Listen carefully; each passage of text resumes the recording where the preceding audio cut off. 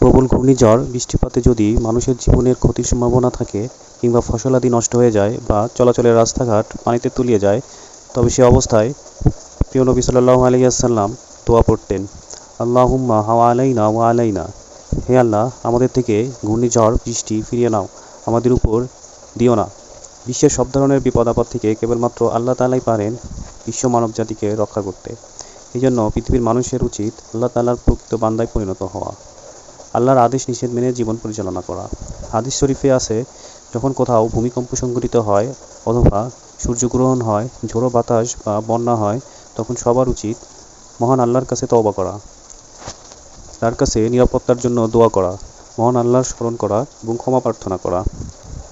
এক্ষেত্রে রাসূল সাল্লাল্লাহু আলাইহি ওয়াসাল্লাম নির্দেশ দিয়ে বলেছেন, দ্রুত তার সঙ্গে মহান আল্লাহর জিকির করো, তার নিকট তওবা করো। বুখারী ও মুসলিম। আল্লাহর জিকিরের সর্বোত্তম উপায় হচ্ছে নামাজ পড়া, কোরআন তেলাওয়াত করা ও দোয়া দরুদ পাঠ করা।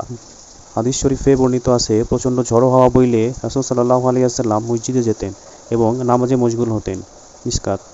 সাহাবাদের জীবনে আমরা দেখি, বিপদে মুসিবতে তারা নামাজে দাঁড়াতেন ও ধৈর্য ধারণ করতেন। ঘূর্ণিঝড় ও প্রকৃত বিপর্যয়ের সময় রাসূল সাল্লাল্লাহু আলাইহি ওয়াসাল্লাম তার উম্মতকে বিচলিত না হয়ে দোয়া করার শিক্ষা দিয়েছেন। ঘূর্ণিঝড় ও বিপদ-আপদ থেকে নিরাপদ থাকতে পবিত্র কোরআনের বিশেষ দোয়া। হে আমাদের পালনকর্তা, আমাদের উপর থেকে আপনার শাস্তি প্রত্যাহার করুন, আমরা বিশ্বাস স্থাপন করেছি। সূরা দুখান।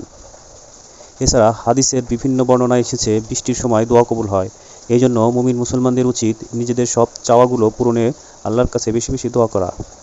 জোরে বাতাস প্রবাহিত হলে যে দোয়া পড়তে হবে, হে আল্লাহ, আমি আপনার নিকট এর কল্যাণটাই কামনা করি এবং আপনার নিকট এর অনিষ্ট থেকে আশ্রয় চাই।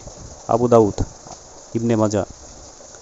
হযরত আব্দুল্লাহ ইবনে ওমর রাদিয়াল্লাহু তাআলা আনহু বলেছেন, রাসূল সাল্লাল্লাহু আলাইহি ওয়াসাল্লাম মেঘের গর্জন শুনলে বা বিদ্যুতের চমক দেখলে সঙ্গে সঙ্গেই এই দোয়া পড়তেন, হে আমাদের প্রভু, আমাদেরকে তোমার ক্রোধের কারণে মেরে ফেলো না, আর তোমার আযাব দিয়ে আমাদের ধ্বংস করো না, বরং এর আগেই আমাদেরকে ক্ষমা ও নিরাপত্তার চাদরে আবৃত করে নাও।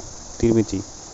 ঝড় বা বাতাস থেকে বাঁচতে যে দোয়া পড়তে হবে, হে আল্লাহ, আমি আপনার নিকট প্রার্থনা করি এর মধ্যকার কল্যাণ এবং যা এর সাথে প্রেরিত হয়েছে তার কল্যাণ, আর আমি আপনার আশ্রয় চাই এর অনিষ্ট থেকে, এর ভেতরে নিহিত অনিষ্ট থেকে এবং যা এর সঙ্গে প্রেরিত হয়েছে তার অনিষ্ট থেকে।